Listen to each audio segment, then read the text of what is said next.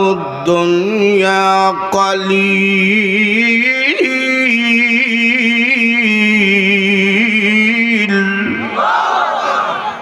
ওগো নবী, আপনি বলুন, দুনিয়ার রাজত্ব, এমপিত্ব, মন্ত্রিত্ব, আরাম আয়েশ যা আছে সব হইল কালিল, সামান্য। কি পরিমাণ সামান্য? সকালে বেটা মন্ত্রী ছিল, বিকালে দেখা যায় বুরকা হইয়া বাগতাছে। কথা ঠিক না? এটাই সামান্য।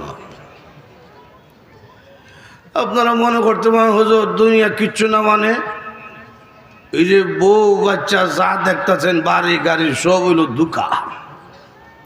হযরত আলী রাদিয়াল্লাহু আনহু বলেন, দুনিয়াবাসী ঘুমাইয়া আছে, কবরে গেলে জাগ্রত হবে। সুবহানাল্লাহ জুড়ে বল। এটা এমনি বুঝবেন না, তানবী রহমতুল্লাহ আলাইহি দৃষ্টান্ত দিয়া বুঝাইছে যে এক ব্যক্তি ভাঙ্গা কাঠের মধ্যে ঘুমাইছে, ভাঙ্গা কাঠের মধ্যে ঘুমাইয়া স্বপ্ন দেখতেছে, এই ঘুরা গাজীপুরের মধ্যে সবচেয়ে সুন্দর হয়েছে মাইয়া, মহিলাটা এটারে বিয়া করছে, স্বপ্নে দেখতেছে।